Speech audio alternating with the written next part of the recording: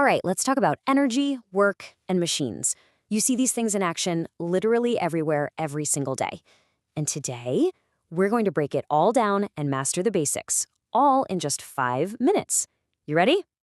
What's up, champions, and welcome back to the eduminded channel. So glad you're here to absolutely crush another lesson with us. Okay, before we dive in, do me a quick favor. Hit that subscribe button and ring the bell right now so you never miss one of these super fast summaries. All set? Let's do this. So what's the big picture here? Well, it really all boils down to one single powerful question. How does energy actually cause change? I mean, think about it.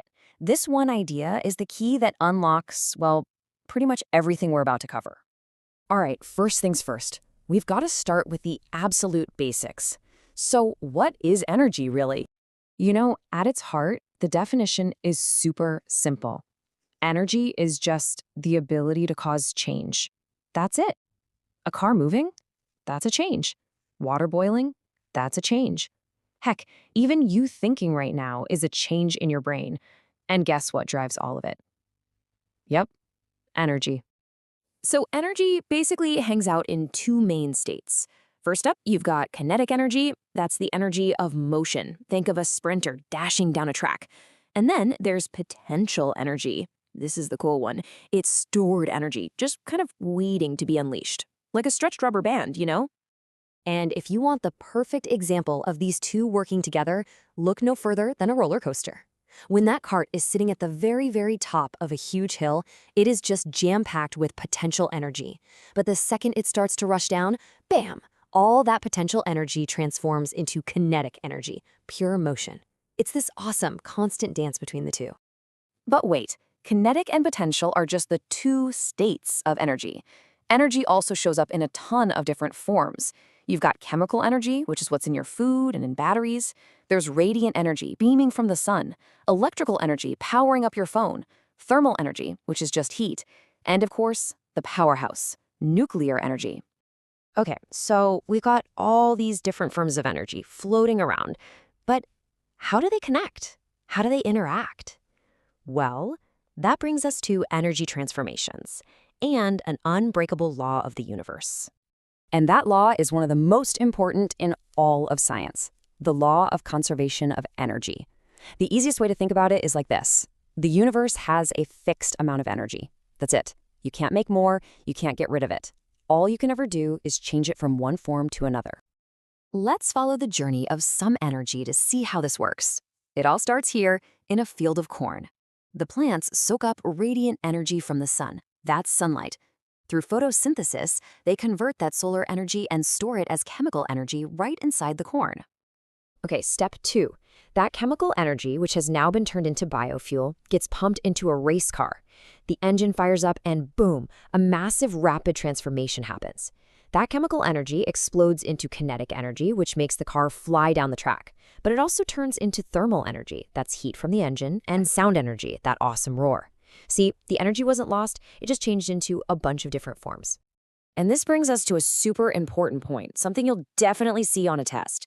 In every single energy transformation, some of that energy gets converted into thermal energy, into heat, usually because of friction. Now, it's not destroyed, but we often call it wasted energy because it's not really doing the main job we wanted it to do, like making the car go faster. So if we can't create or destroy energy, how do we actually use it to our advantage? Well, that, my friends, is where machines come into play. They're all about making work easier. So what exactly is a simple machine? It's basically any machine that does work with only one movement. And here's a key thing to remember. Simple machines don't actually reduce the amount of work you do. What they do is make that work way, way easier, usually by changing the direction of your force or the amount of force you need. Okay, so there are 6 classic, simple machines that are basically the building blocks for every complex machine you can imagine. We're talking about the inclined plane, the lever, the screw, the wheel and axle, the wedge, and the pulley. And what's really cool is that a lot of these are actually related to each other, as you're about to see. Let's make this real. Take a pizza cutter.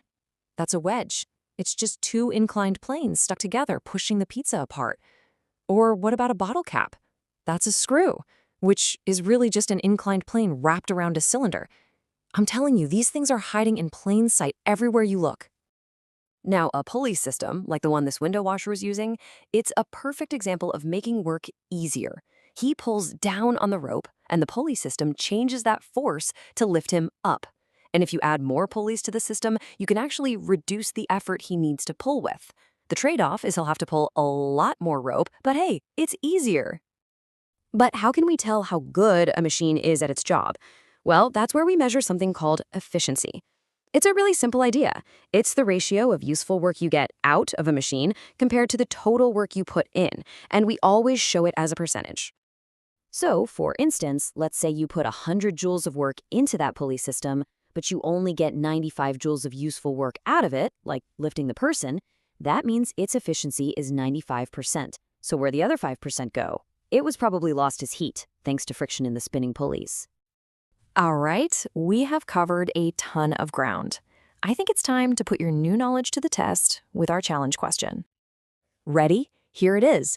Based on everything we just talked about, especially about friction and that wasted heat, tell me this. Why can a machine's efficiency never, ever be 100%? Think about that for a second and then drop your answer in the comments below. Fantastic work today, everyone. Seriously, great job. I can't wait to see what you guys come up with.